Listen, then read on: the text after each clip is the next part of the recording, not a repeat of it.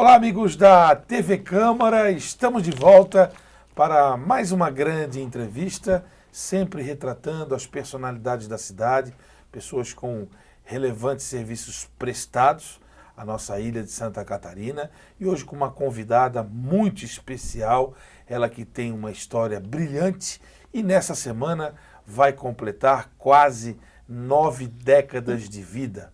Pensa na trajetória dessa mulher guerreira que tem uma importância muito grande, sobretudo na educação das gerações, né? Da minha, da sua, daquela, das pessoas que nasceram lá pelos anos 40, 50, enfim. Estamos falando de Valdionira Silva dos Anjos. Se eu não falar o Silva, ela briga comigo. Valdionira Silva dos Anjos, que nesta semana vai completar 89 anos de vida e continua trabalhando, produzindo, estudando, que ela gosta muito de estudar. E com certeza hoje nós vamos eternizar a sua brilhante história nessa conversa de 1 hora aqui no programa Café e Prosa. Dona Valdionira, muito obrigado pela sua presença e vamos contar histórias. Muito obrigada também pelo convite. Eu acho que é muito importante fazer esse trabalho. Porque é sério, quando morre uma pessoa, como no caso da Antonieta, como a Jerusa passou trabalho para fazer esse livro. Ela teve que ir no Rio, São Paulo, subir morro, descer morro, e perguntar para um e para outro, que não tem nada escrito. Depois, nesse sentido, estou fazendo trabalhinho também. Imagino. Mas a senhora falou uma coisa que eu não falei na abertura. Que além da senhora ser uma educadora, a senhora foi aluna de Antonieta de Barros, que é a grande referência na sua vida e o grande espelho para seguir como educadora. Como foi o início da vida, a infância, a cidade de Florianópolis nos anos 30, quando a senhora nasceu em 1935? Como é que foi a infância da senhora? Foi muito, como é que eu vou dizer? Ela foi importante para mim, porque eu era criança, aí eu não imaginava que tudo aquilo que a gente estava passando era normal. Era anormal, eu não imaginava. Mas eu senti muito, porque a minha mãe era concubinada, né? Não tinha aquele tipo de casamento efetivo como tem hoje, que o marido fica em casa para sustentar, para ajudar na educação, não. Era a minha mãe que lutava. Ela era uma lavadeira, eu digo que ela era uma empreendedora, porque nós tínhamos embaixo do nosso porão uma verdurinha, com aquela balinha puxa-puxa, que eu adorava, e outras coisas, né? Ela criava galinha, ela plantava, ela cuidava da bananeira e ela foi uma grande lavadeira, que é a referência profissional dela, né? De qualificação profissional da minha mãe, é como lavadeira. Lavadeira, engomadeira, pessoa que tinha na mão a arte. Então, trabalhava para poder manter a vida da gente, os estudos. E ela era persistente. Mantinha, assim, muita disciplina entre a gente. Ela era muito carinhosa, muito religiosa. E ela também passou isso para mim. Sim. Passou isso para a família e principalmente para mim. Que sou uma pessoa que eu tenho isso comigo. Sou muito grata. Mas era difícil porque a alimentação era difícil, a moradia era difícil, a educação também era difícil. A sorte que eu estudei no Antonieta de Barros, e lá eles davam tudo para a gente. Era uma merenda gostosa, era um uniforme, era material escolar. Eu tenho até uma escrita nesse sentido, eu já fiz. E daí o que é que acontece? A salvação minha é que eu participava da vida como filha da Maria Martinha da Costa, mas eu atendia às ordens, à disciplina, entende? Eu tinha disciplina e participava daquilo que eu achava que ia fazer bem para a minha vida. Eu não sabia assim que ia fazer bem para a minha vida, eu não imaginava. Hoje é que eu vejo que aquele nosso comportamento foi eficiente. Porque também se a gente não cumprisse com o comportamento, A minha mãe não era muito fácil. Ela ia em cima. Ela não deixava a gente fazer qualquer coisa. A minha família também. Os irmãos também ajudavam. O Pedro, o Osmar. Hoje só está vivo o Paulo e o Agostinho. Duas criaturas que ajudaram a gente para fazer com que tivesse comida em casa e a gente não passasse fome. O Agostinho que vendia pinhão, se lembra? Sim, a senhora contou essa história. E o Paulo, que foi um militar, foi da polícia. E daí, quando ele recebia o dinheiro, ele ia lá e comprava o rancho para durar quase um mês. Uma vida de luta. Mas eu aproveitei a oportunidade, comia quando podia, não tinha exagero, mas o que tivesse a gente comia. E depois eu disse, eu quero mudar de vida, eu tenho que morar lá embaixo. Eu sempre pensava. Que A senhora nasceu no Morro da Caixa, nasci no Morro da Caixa. na comunidade do Monte Serra. E aí a senhora pensava assim, eu tenho que vencer, eu tenho que descer o morro e vencer. Eu tenho que descer. E eu consegui. A minha amiga, a Iscélia, a mulher do Laurinho Bandeira, Sim. ela estava trabalhando numa repartição e aí era uma cooperativa. Uhum. E trabalhava com apartamentos. Aí ela foi lá e me avisou. Eu estou trabalhando assim, assim, assim, tem apartamentos e tu podes comprar um. Eu digo, mas como eu não tenho dinheiro para comprar apartamento logo ali na Rafael Bandeira? Sim. Aí eu fui, meti a cara e fui. Eu já estava lecionando, né? Meti a cara e fui, comprei e eu consegui um apartamento ali no edifício Marli. Eu me lembro disso, na infância. Aí os meus alunos, quando eu dava aula no Silveira Souza, os meus alunos iam lá. Então, eu tenho hoje, assim, comigo uma grande satisfação, e eu falo muito nisso, porque hoje parece-me que a vida, em alguns casos, está mais fácil, em alguns casos está muito difícil. Sim. Mas em alguns casos está mais fácil e as pessoas não aproveitam. Porque o seu Bion, eu ia correndo quando eu sabia que tinha um curso de graça. Eu me arrependo muito porque eu não estudei francês. Eu adoro francês. É mesmo, é? Eu adoro. Ainda dá tempo, né? Nunca é tarde, a senhora faz um monte de curso. Mas é que agora eu estou com muita responsabilidade, eu tenho que acabar essas coisas nessas escritas. Bom, aqui no currículo da senhora, que é vasto, tem algumas páginas, né? E, na verdade, a gente se baseia para não esquecer de alguma coisa, até porque a gente conhece a fundo a história da senhora. Aqui diz que a senhora estudou estudos sociais, história, pós-graduação em multiculturalismo, né? Políticas públicas, reciclagem, enfim, a senhora tem gosto pelo estudo. Não à toa que se tornou uma professora referência para várias gerações. Sim, porque primeiro curso que eu fiz na universidade foi de estudos sociais.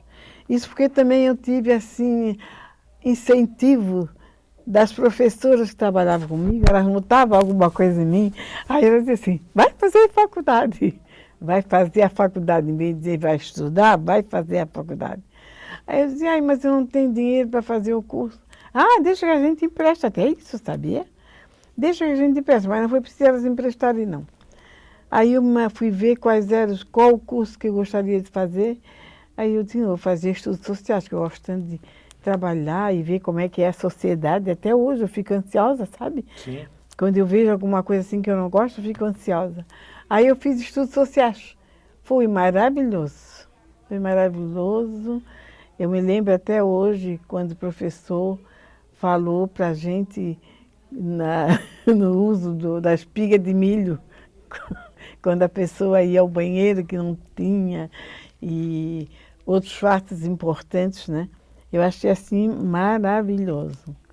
Depois disso, eu deixei um tempo, porque aí eu tive direito de lecionar. Estudos sociais. Dava esse direito. Dava esse direito e eu lecionei. Sim, a senhora começou, né? Uma longa trajetória. Estudos sociais, o SPB, Sim. história, geografia, tudo isso. E ainda eu dava religião. A religião também? Eu dava religião. O segundo a segunda vez que eu fui lecionar religião, eu estava muito cansada, e aí eu falei para a dona Uda, e ela estava agoniada para dar aula na catedral para as alunas, né? Uhum. Aí ela topou, porque a dona Uda adora a religião, né? E aí ela foi dar aula de religião lá e ela até hoje me agradece, porque foi quando o Papa veio aqui. Ah, em 1991. Aí tinha um espaço especial, ela foi para lá, ela ficou feliz da vida. Depois, então, eu demorei um tempado, como se diz, né? Na nossa linguagem, e eu fui fazer história, sabe? Não é muito fácil fazer história, porque a minha cabeça, sabe como é que é, né?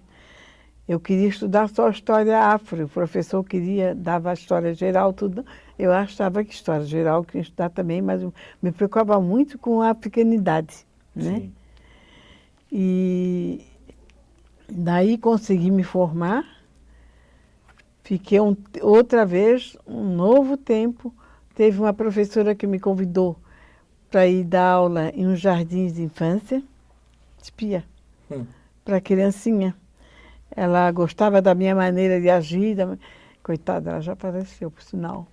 E aí eu fui para aquela escola que está aí, depois o nome está aí também no relato. Aqui na trajetória da senhora diz assim, ó, começou na escola da Barra da Lagoa em 57.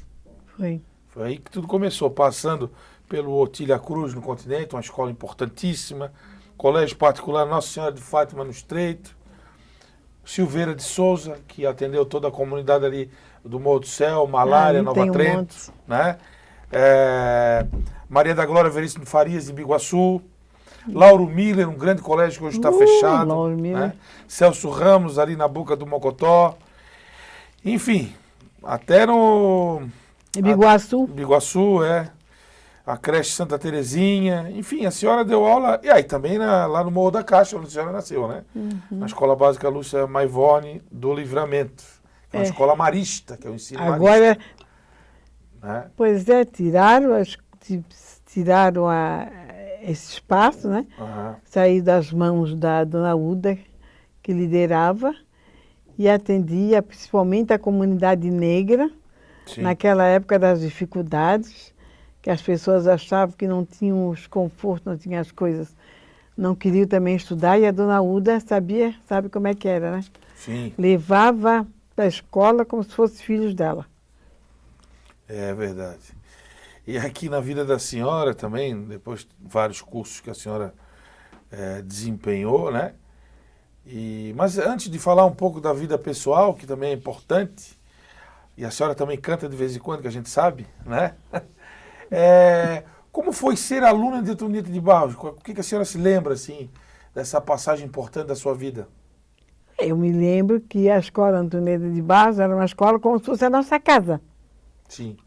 Porque justamente nessa época, quando a gente ia para a aula, no início, que depois eu fui aluna dela, fui na UDESC, né?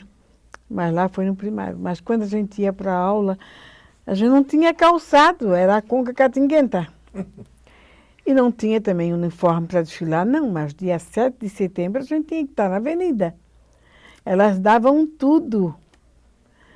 Elas ofereciam uma merenda espetacular. Sim. E era muito importante também a maneira como a gente era tratada. Eu escrevi também um texto nesse sentido. Sim. Mas a Antonieta era uma professora muito rígida? Ela era considerada como uma professora que ela usava um apito, né? Quase ninguém fala disso. Quem sabe disso sou eu, né? Que eu levei o apito lá para a minha entidade, elas tiraram o apito, botaram a foto dela, eu botei o apito, e aí elas tiraram o apito. Mas ela usava um apito. O que ela fazia com o apito? Apitava para manter disciplina. Ah, era para manter a disciplina.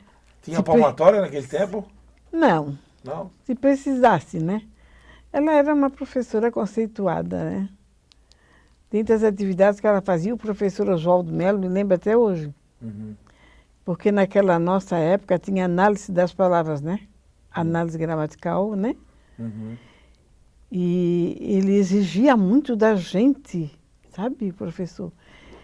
E aí ele dizia que a Antonieta era a melhor professora de português que existia aqui dentro. E ela sabia tratar os alunos. Esses dias eu soube de uma história que me contou, foi um médico, o doutor Beirão. Ah, o doutor Beirão. Como eu disse que fui... Aquele que foi médico do Havaí, baixinho. Como eu falei que fui aluno dela, né? Ele disse, não, me lembro dela, também fui aluno. Ele disse, eu me lembro dela porque diz que na sala de aula, lá na escola, um aluno se pisou e saiu sangue. Aí ele, com medo, queria esconder dela. Levou para outro lado, para esconder, fez passou um trabalho. Aí daqui a pouco que ela desceu e viu que ele estava fazendo aquilo ali. Aí ela foi lá, passou a mão num produto e deu para ele trabalhar. Aí ele disse que estava lá, parece no Paraná, que ele era enfermeiro. Aí, se lembrando dessa história dele, foi que ele foi estudar medicina. Entendi. Quando ele me contou, eu fiquei assim, né? Mas ela se preocupava com os alunos. Sim, sem dúvida. Ela não era uma pessoa que não se Não preocupasse. era só educar. Ela só fazia assim porque ela tem que educar. Hoje as crianças são jogadas lá na escola, vão para a escola, o pai tem que trabalhar, não pode dar atenção, a mãe tem que trabalhar, não pode dar muita atenção, né? E o professor tem que se responsabilizar mais, né? Na nossa época, a gente era assim. Quando a gente achava que a criança não tinha fome, a gente levava para casa da gente para comer. E lá naquela época, a professora Antonieta foi uma grande mestra, porque ela cuidava da gente.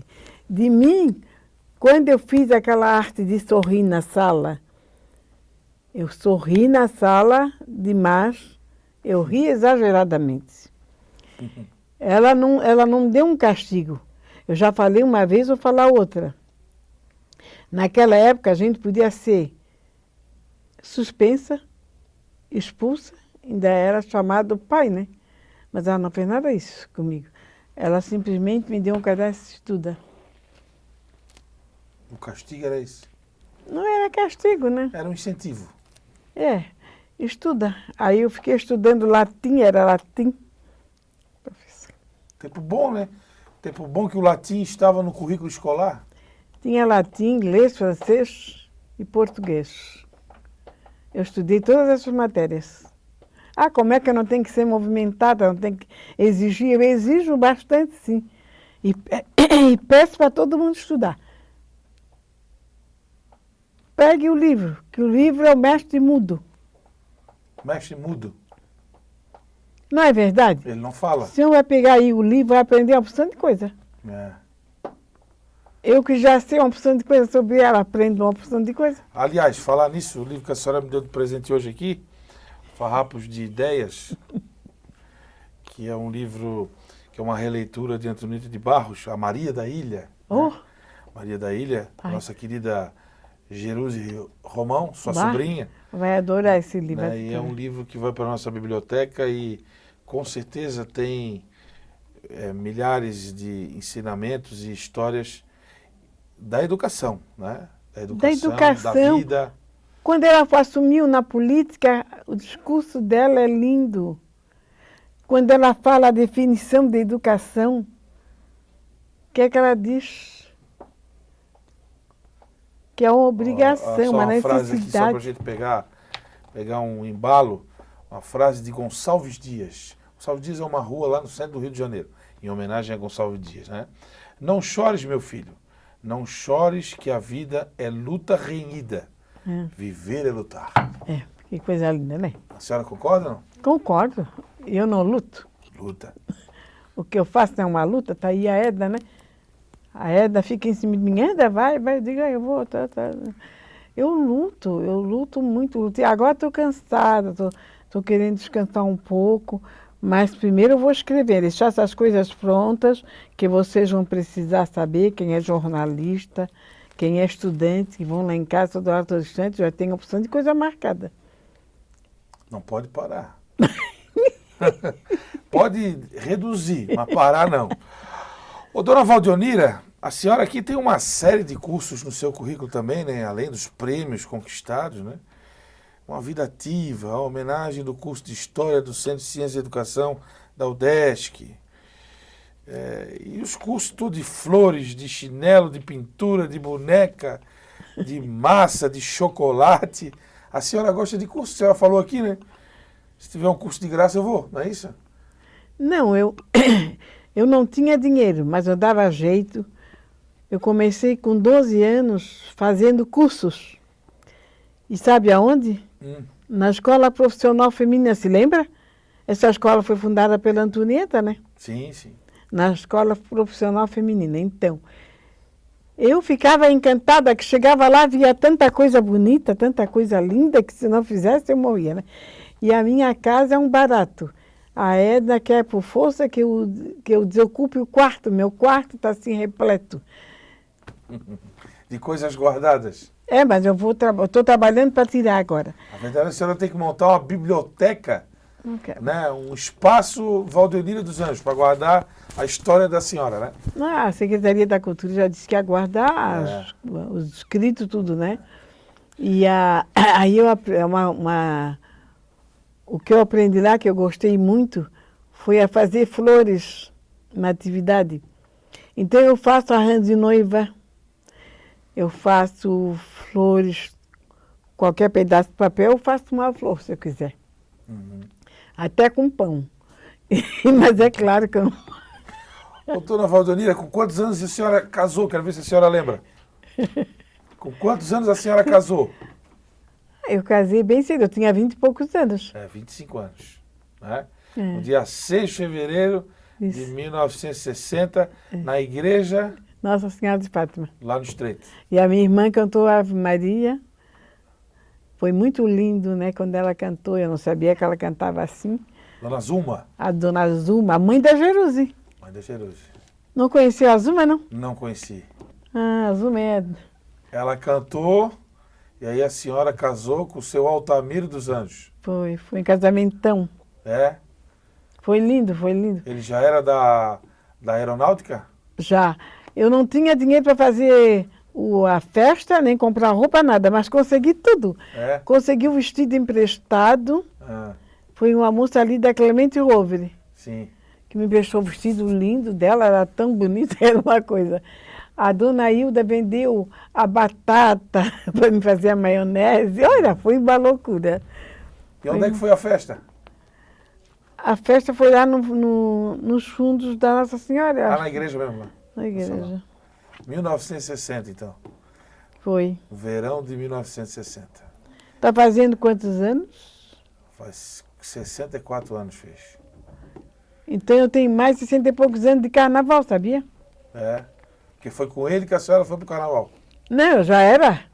Já era? A minha mãe era doida pelo carnaval. Da Copa Lorde, né? Não, era protegido. Depois que eu fiquei na Copa Lorde, quando ele levou. Fui da Copa, depois saí da Copa, foi protegido. Era um vai e vem. Era um vai e vem. Depois eu quero falar carnaval, pode falar agora? Já, pode começar. Fica à vontade. Não, eu acho que aquela entrevista que nós demos lá foi muito importante. Influenciou muito. Porque eu não via falar em fazer atividades para o carnaval, para o carnaval, eu não via falar. E agora estão fazendo de uma maneira geral. É como o estudo da Antonieta como criança, também está fazendo muito. E o Conasamba aí, né? O congresso discutindo o carnaval, as suas peculiaridades. Foi maravilhoso, né? Muito bom. E aí o carnaval entrou na vida da senhora através do seu das Cuias, né? Não, eu já era por causa da minha mãe. Aí aumentou. Porque a minha mãe era analfabeta. Sim. Ela veio lá de Jaguaruna. Ela é de Jaguaruna, nascida em Jaguaruna. Nascida em Jaguaruna. Dona Maria Martinha, é isso? Maria Martinha ficou da Costa. Nós queremos saber se da Costa de onde é que é. Então... porque a família Costa é conhecida aí na cidade, né? Você quer saber de onde é que é? De onde que veio, né? Aí... Aí ela veio morar no Morro da Caixa. não veio morar, botaram os negros para o Morro da Costa. Tem que saber que a história é essa. Conta para nós a história. Contar. Não sabe? Tem que estudar um pouco de história. Não, a gente sabe. Quando foi para fazer Florianópolis, a capital, que aí já o nome já não era Florianópolis. Desterro. Quando foi para fazer a capital, todas as pessoas que moravam no centro, tanto fazia ser branco, ou índio, ou negro, mas que não agradava por causa dos imigrantes, né? Sim. Das pessoas que vieram para manter a luxúria dentro de Florianópolis, colocaram os negros para tiraram do centro ali. Do centro, inclusive a mãe da Antonieta lavava roupa no Rio da Avenida. Rio da Bulha. No Rio da Bulha. Que vai ser agora enredo da Protegidos. Que é isso? Sobre o Rio da Bulha, as lavadeiras do Rio da Bulha. Eu ajudei uma, eu escrevi o Rio das Lavadeiras. Inclusive a mãe da senhora, a dona Maria Martim, é uma das lavadeiras. Era uma das lavadeiras. Aí ele foi lá em casa e a gente conversou um pouquinho com ele. Daí eles colocaram os negros para o morro. Sim. Eu me lembro que quando a gente morava lá, para descer, era aquele barro, a conga enterrava. Quando a gente dançava no Guarani, que eu ia de sapato alto, ainda o morro não estava muito bom. Então as pessoas... O Guarani era o clube, né? Hã? O clube. O Guarani era um clube. Aí, mas isso era muito mais depois, já era moça, né? Eu já era moça. Nasci quando eu era pequena, que me queria ir lá no morro, a gente sofreu. Descia para ir para a escola, a conga enterrava. Eu não tinha dinheiro para comprar sapato, tem um tênis especial, a gente tinha que ir de conga. Sim. Depois, quando chegava no final da semana, tinha que lavar, que senão ele ficava catingando. Não podia ir catingando para a escola. Foi uma coisa doida. Foi um sufoco, né? Foi um sufoco. Aí, esse dia que eu estava me lembrando, por que era a Rua Lages? A Rua Lages. Porque não tinha pavimentação nenhuma, era a pedra, as matas, né? A minha mãe tirava a lenha lá no Morro da Cruz. Sim. Eu me lembro que ela tirava uma lenha que era bem vermelha, sabe? Rua Lages era o nome antigo da Rua General Vieira da Rosa, que é a principal artéria do Morro da Caixa d'Água, né? Uhum. Também Monte Serra. Né? Aliás, a senhora frequentou muito lá a Capela do Monte Serra? Então, claro, a gente ia lá para namorar, para se divertir. A minha irmã era fogo, a mãe da Jerusa. Aí nós íamos lá, ajudávamos na igreja. Mas como é que era namorar naquele tempo, hein? Namorar naquele tempo, aí não posso falar agora. Era meio complicado, né? Eu namorava normal, né? A gente namorava normal. Sim. Né? Mas era mais... Os pais eram mais rígidos, né? Era marinheiros iam, né? E o pai que podia ser rígido era rígido, quem não podia não era rígido. Mas quem podia ser, mas ainda existia um pouco de disciplina. Sim. Sabe? Não era como hoje, não. Como é que a senhora conheceu o seu das Cuias? Eu conheci o seu das Cuias no baile. Ele encostado lá na parede, ele, um monte assim de jovem, né? Eles iam bem arrumados, né? Assim, eu falo lá em casa, eles hoje não usam mais um sapato, não usam um colarinho, né? Não usam uma gravata. Aquela elegância, né? Ou naquela época, minha filha, era cada negro mais lindo que o outro. A gente se deleitava, porque tinha que escolher. Aí eu caí na rede dele, né? Caiu na rede de peixe. Caí na rede, minha vida, não deu.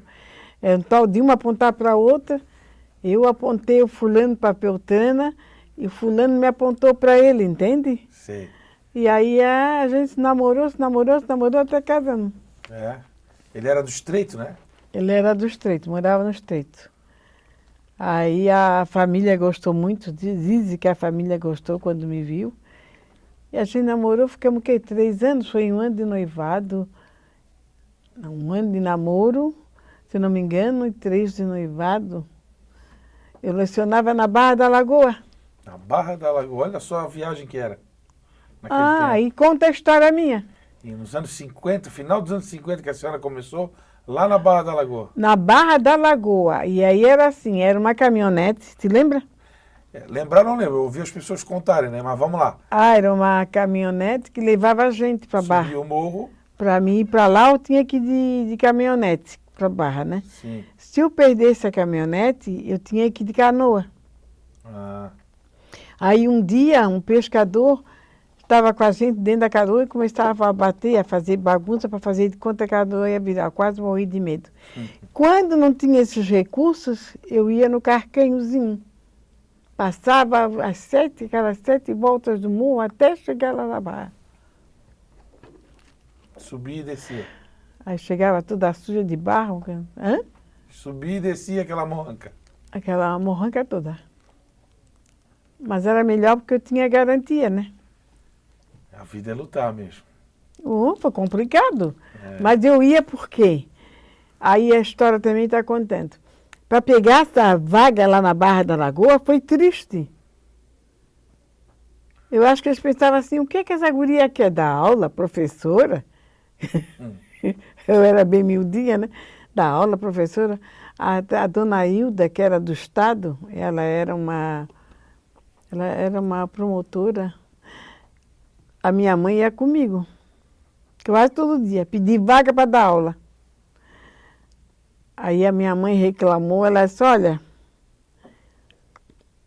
tem que ir para tal lugar assim, assim. Aí a minha mãe disse, não, fora daqui da cidade a minha filha não vai. Aí ela pegou e disse assim, primeiro tem que sentar no banco, para depois sentar na cadeira. Acredito que ela falou isso para mim?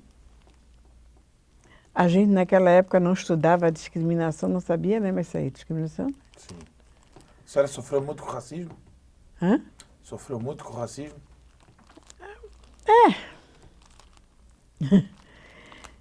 Tem casos sérios, né, na vida da gente, que se a gente disser que é racismo, pode dizer que não é, Sim. mas a pessoa às vezes faz aquilo e nem sente que está discriminando. Sim. Não é racismo, é discriminação. Sim.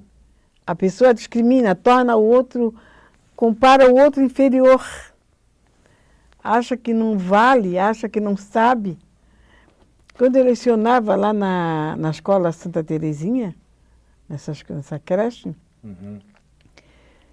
eu não sei o que elas achavam de mim. Aí tinha uma professora que um dia me soltou uma piada, porque a gente tinha que estudar lá na creche, a gente tinha que estudar. Não era só dar aula, tinha que estudar também.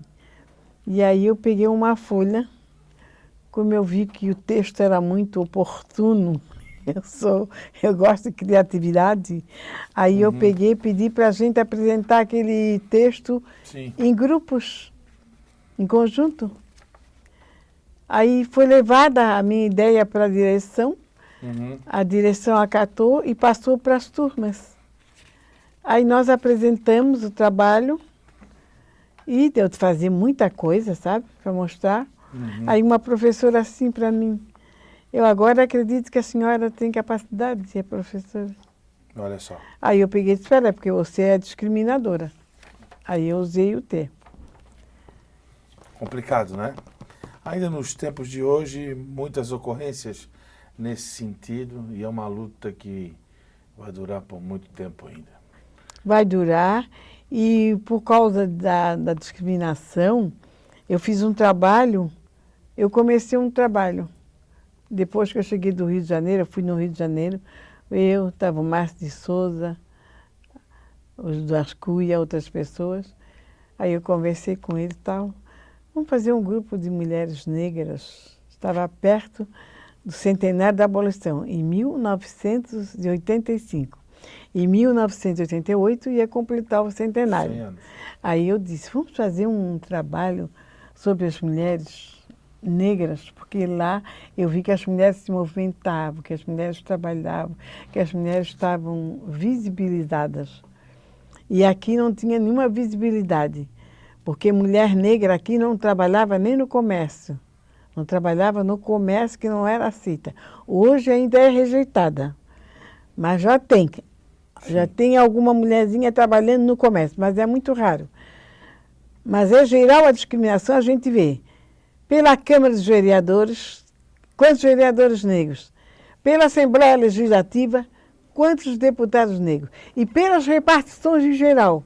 Sim. No município e não ser no estado. É diferente de outros estados. Sim. Mas aqui em Santa Catarina é demais. Eu não sei quando quando que vai ocorrer essa oportunidade para todos, para todas as etnias, sem discriminação. E eu acho que há necessidade de fazer isso. Sem dúvida, né? E Antonieta de Barros, que foi professora da senhora, fez história por ter sido a primeira deputada negra do Brasil, né? Um orgulho para Santa Catarina, um estado tão conservador, colonizado por europeus, mas a história escreve que ela foi a primeira. E, além de ser do estado, é da nossa cidade, né? E do Brasil, né? É, do Brasil. É a referência nacional nascida em Florianópolis. E se não fosse o centenário dela, ela ainda estava esquecida. Porque com o centenário dela que a gente começou a trabalhar, eu trabalhei muito. Eu era do grupo que eu trabalhei para efetivar a festa dela. Eu fui da primeira turma que recebeu a medalha. Medalha Antonieta de Barros. Antonieta de Barros. Aí a gente trabalhou, a Ideli Salvati, o Márcio de Souza, a Nelly Góes Ribeiro trabalhou de monte, tá? A Altair, a professora também trabalhou muito nesse sentido. E outras mulheres não trabalharam, a família da gente suportava, os meus filhos suportavam, né? Que eu saía, dizia, eu vou trabalhar, a Edna, a Vera, o meu marido suportava que eu saía, dizia, não, vou para lá, vou para a reunião. Era reunião em cima de reunião e foi feita a festa dela, da Antonieta. E até hoje a gente ainda continua descobrindo pessoas que são parentes dela e que não dão importância, não se apresentaram. Sim. No dia 17 agora, eu fui na casa da dona Iraci, que é professora da Consulado. Ah, sim, o Maurício me falou. Eu fui na casa dela. Aliás, temos que entrevistar a dona Iraci também. Pois é, obrigada, É né? a próxima. Tá bem ela? Tá lúcida? Tá, tadinha, trabalhando tanto. Que bom, né? Que bom que tá trabalhando. Fui na casa dela e aí ela assim... eu vi passar uma atividade na televisão da Antonieta, não te vi, Valdenira, fiquei sentindo ela, porque não tinha me visto. Daí, já foi, às vezes acontece que a gente não pode, né? Não pode, tem compromisso, ou não é avisado também que tem. Aí ela disse que era parente da Antonieta. A Iraci? A Iraci. Olha só. Eu já telefonei para Jerusi. Que coisa boa, que notícia boa. Notícia boa, para fazer mais um... Ela tá na minha lista, não posso deixar de perder.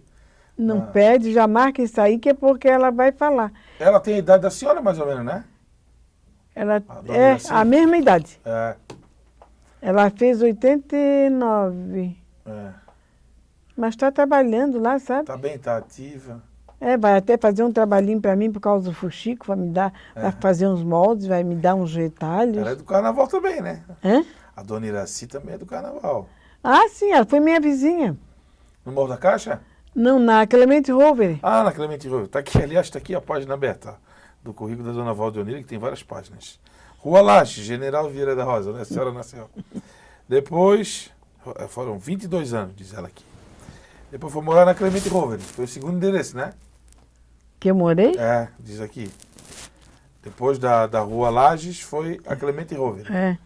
Depois 14 de julho em Coqueiros, Rafael Bandeira do Edifício Marli, Saco de Limões, Rua Fernão Fernandes, Rua Campos Novos, antiga Rua de Baixo no centro, e Rua São Joaquim 35, onde a senhora mora hoje, no Morro do Céu. Essa rua de baixo aqui, onde é que era, hein? Rua Campos Novos, hein? A rua de baixo, não tem quartel do Hospital da Polícia? Da polícia lá na Major Costa? É. Ah, na Major Costa, então. É. É de baixo que é embaixo, né? Aí tem aquela... Aqui está o hospital e tem essa entradinha aqui. Entendi. E aí, lá na Clemente Rover, que a senhora conheceu a dona Iraci, então? Ela é vizinha, ela morava aqui. Eu morava aqui, a minha casa no alto. Ela morava na Baixada. Ela já costurava protegido. Ah, para proteger. Aí ela conta a história do Dascuia, porque o Dascuia gostava de mexer, né? Naquela época ele estava na Copa. Ela conta a história do Dascuia, parece que o Dascuia dizia Copa Lode para ela.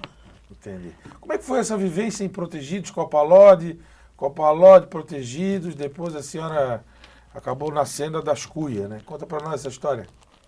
É porque o das Cuias era protegido, né? E deu do protegido, não sei o que foi que aconteceu lá, ele passou para a Copa Lorde. Aí ele me levou para a Copa Lorde, achou que eu tinha que estar junto com ele. Aí Sim. eu fui para a Copa Lorde. E lá eu assumi O Grêmio Feminino. o departamento feminino. A dona Uda não quis ser, porque a família dela parece que não admitia muito, né? Aí pediu para mim ser e eu fui, junto com a Bibina, junto com a Lourdes, com a Zélia e com a Mariana. Aí nós ficamos lá na Copa Lorde, na época da churrascaria, quando diziam que era a churrascaria. Eu fui chamada para ir lá falar com a velha guarda faz 2 semanas. Sim, eu estava lá, eu vi, falei com a senhora.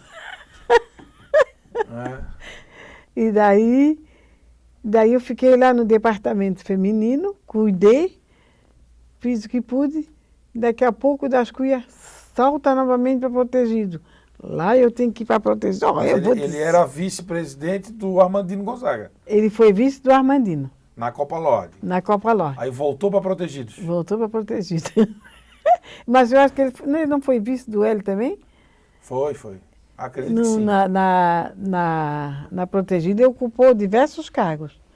Eu até tenho um caderno lá em casa muito interessante, que é um caderno antigo, dos antigos carnavais. Sim. E daí fala diversos nomes, ali tem diversos nomes. Se quiser dar uma olhada. Guarde isso aí para a história do carnaval.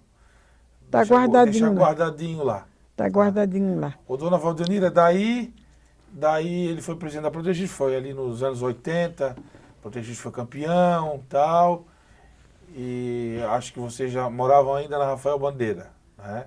Depois foram morar naquela casinha ali na Djalma, né?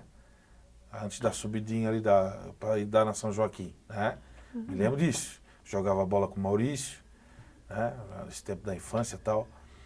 E aí, quando foram morar na rua São Joaquim, nasceu o Bloco Carnavalesco das Cuias. Como é que foi isso? É porque eles dizem, né? Eles gostam que conta a história assim. Eles fizeram uma brincadeira e se vestiram de mulher, né? Sim. E aí o apelido dele é Dadá. Tem uma pessoa que dizia que o apelido dele era Dadá. Aí disseram, isso aqui é o bloco do Dadá.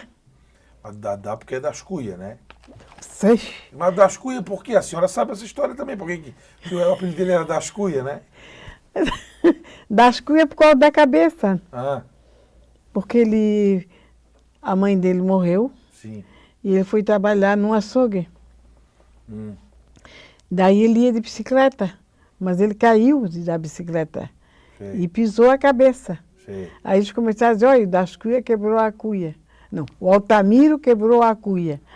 O Altamiro quebrou a cuia. Aí ficou com o apelido das Cuias. Entendi. Era da Cuia, então. E aí o bloco do Dadá, vamos lá. Aí o bloco do Dadá, eles disseram que era o bloco do Dadá, o bloco do Dadá.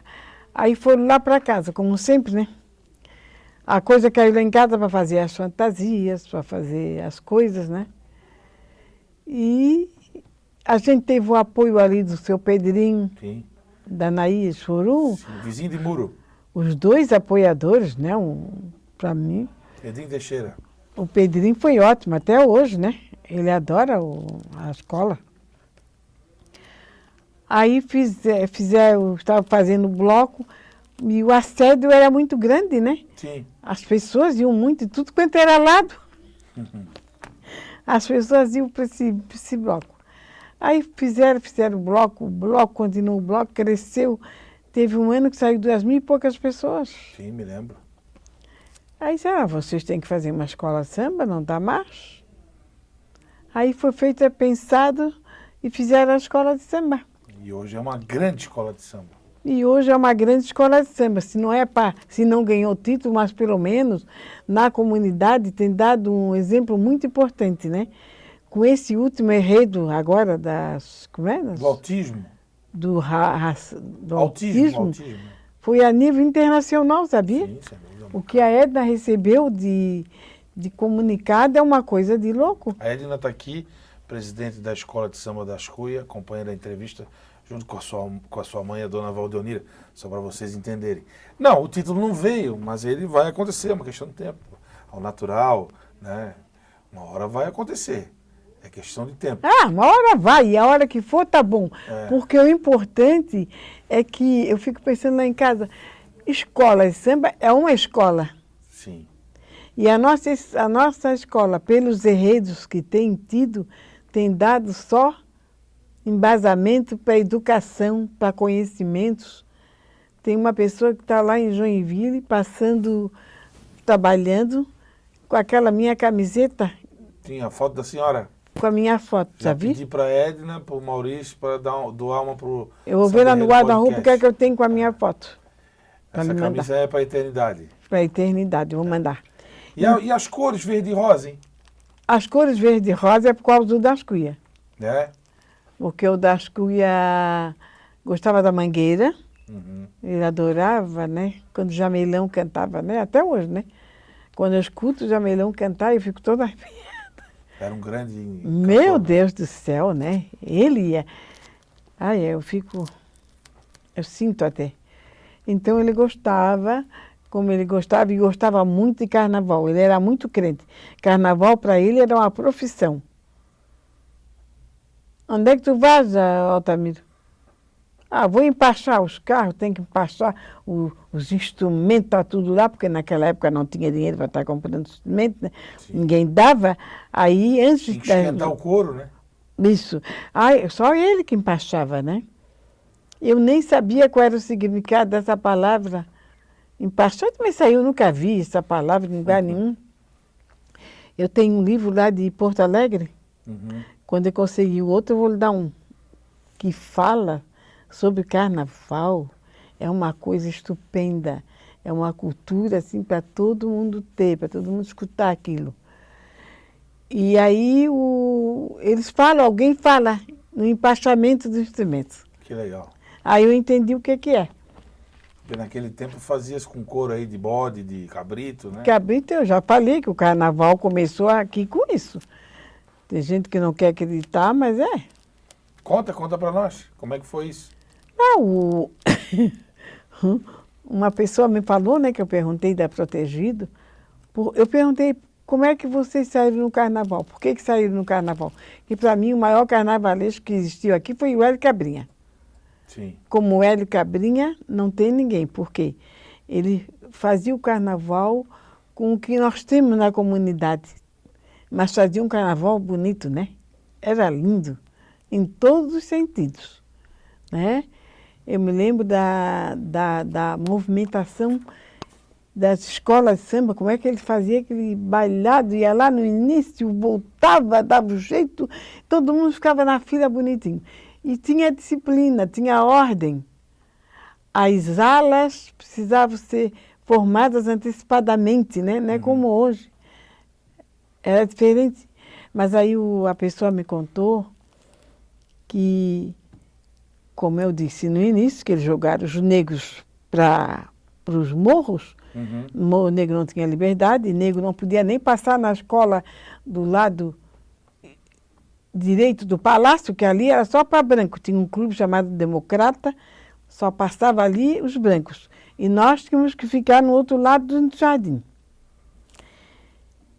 Então eu disse que os brancos se divertiam e os negros não tinham como se divertir.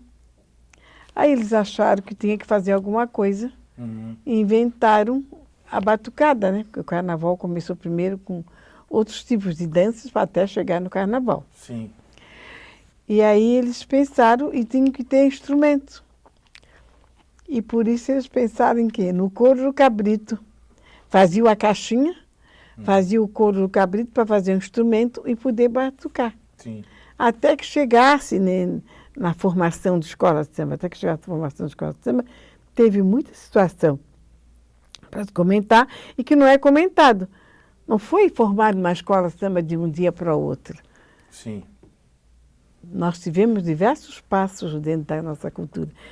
E saber que era feito o instrumento do couro do cabrito ali, domesticamente, manualmente, eu acho que é uma coisa interessante. Sim, sim. Eu acho que tem que ser falado. E hoje em dia não é falado isso. Não, não. Eu sei porque uma pessoa me contou, aí eu falo. E a senhora viu nascer as duas agremiações mais antigas do nosso carnaval, os Protegidos da Princesa em 48 e a Embaixada Copa Copa Lorde em 55, né? Claro. Como é que foi naquela época, assim? A senhora tinha 13 anos quando fundaram a Protegidos, depois 20 anos quando lançaram a Copa Lorde? Pois é, a Protegido, eu me lembro da fundação dela, que eu morava no Morro da Caixa, Sim. abaixo da ponte.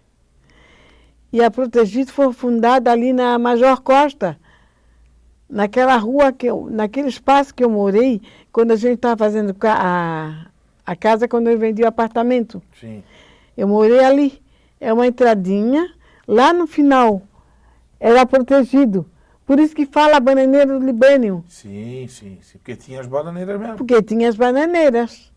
Então, da minha casa, a gente via o andamento, a movimentação das escolas de samba quando já estava mais elaborada. Sim. E daí tinha sombrinha, tinha chapéu, a gente via as mulheres vestido longo, entende? Sim.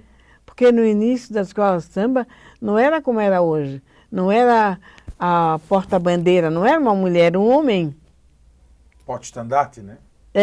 Porta-estandarte não era uma mulher como é hoje, essa exibição, né? O homem que Eu acho levava. que tem que haver alguma coisa na escola de samba para dar cultura, para dizer que carnaval é cultura.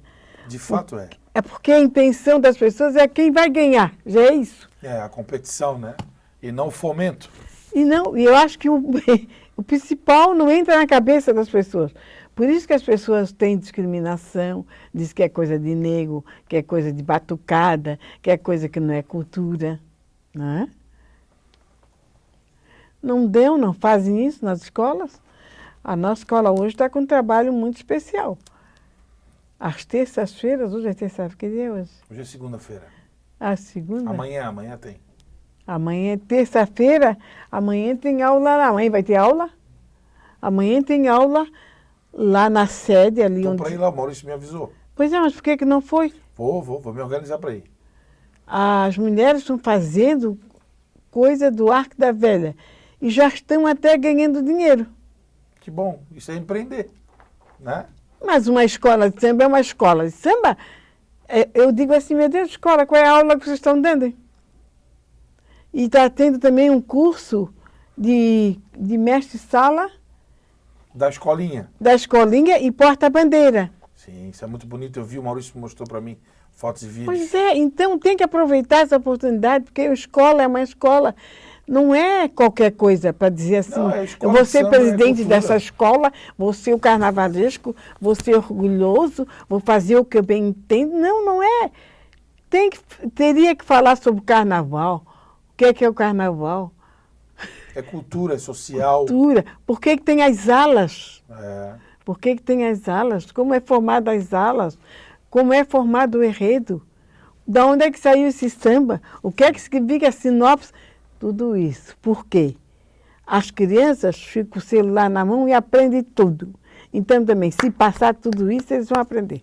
E aí, no futuro, nós vamos ter carnavais muito melhores. Até na história do carnaval, existe uma agremiação em vigor, que hoje está no terceiro grupo do Carnaval do Rio de Janeiro, que no seu nome existe a palavra educativa, que é a Escola de Samba, Grêmio Recreativo, Escola de Samba Educativa Império da Tijuca. Pois é. Porque naquele tempo, lá nos anos 40, a escola de samba foi criada para educar crianças. Né? E não foge muito dos dias de hoje. Né? Uma criança que participa de uma escola de samba, ela tem a oportunidade de se sociabilizar, de estar com a cabeça ocupada, de aprender arte, a dança, a música. Não é depois isso? que nós demos aquela entrevista com o senhor, Sim. e que eu falei que havia necessidade, teve uma mudança muito especial. Sem dúvida. E eu vi também lá no Rio de Janeiro, quem foi que fez a entrevista com as passistas lá no Rio de Janeiro?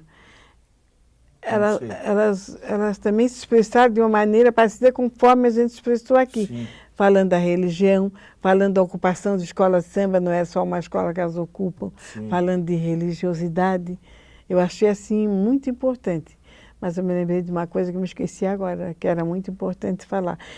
Há uma pessoa, uma professora, que eu participo de muitas atividades. Tem uma atividade que eu estava participando, né? E aí elas, como sabem que eu gosto de carnaval, elas querem, às vezes, pensar que eu só vivo de carnaval. E eu estou lá no carnaval para mostrar que é importante, sim, e que eu aprendo. É, sem dúvida. Ô, dona Valdeonira, está acabando quase o nosso programa, e eu sei que a senhora gosta de cantar.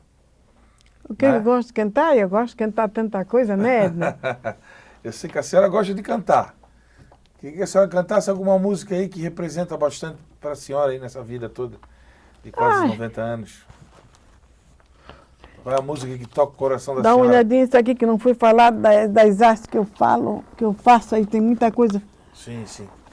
Isso aqui é o projeto Afro-Artesã da Associação Brasileira de Artesãs, é isso? É nossa, minha, da Associação de Mulheres Negras Antonieta de Barros. Foi da associação que eu criei. Ah, bacana. Boneca, orixás, adereços africanos, pintura de madeira, colchas, fuxicos e muita coisa legal. Tem aqui os nomes, ó. Jussara Romão, Nilza Marcílio, Altair Felipe, Nadir Azevedo, Nelly Góes Ribeiro, que a senhora citou, Edna Giolete, enfim, muita gente, né? Muita gente. Mas eu quero que a senhora cante. A gente não vai encerrar o programa se a senhora não cantar. O que eu vou cantar? A senhora canta o que a senhora quiser. A senhora cantou na outra entrevista uma Não música bonita. posso ficar nem mais um minuto com você. Sinto muito amor, mas não pode ser. Moro em Jaçanã. Se eu perder esse trem, que sai agora às 11 horas, só amanhã de manhã. E além disso, mulher, tem muitas coisas. Minha mãe não dorme enquanto eu não chegar.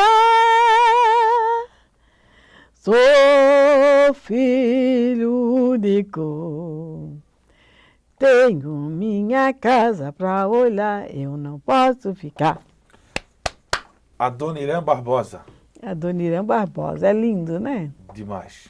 Gostou? Muito. Muito. Eu gosto também o nosso também é lindo, mas eu não trouxe papel, não posso cantar. Outro dia. É outro dia. Eu ganhei da senhora essa bonequinha, queria saber o que ela significa. Vou mostrar aqui na câmera. Essa bonequinha tem um significado muito importante. Existem diversas histórias dela.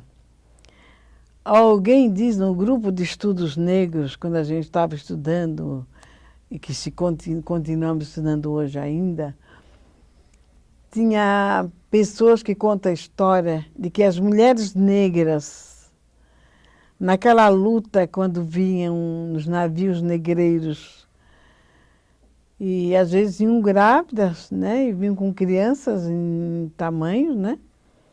Que não tinham brinquedo. Elas faziam essa bonequinha para a criança brincar.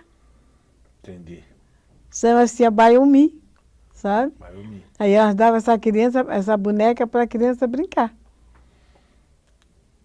Num momento de dificuldade, né? É, quem faz muito bem essas bonecas, que tem um trabalho muito bonito sobre ela, é a Solange Adão.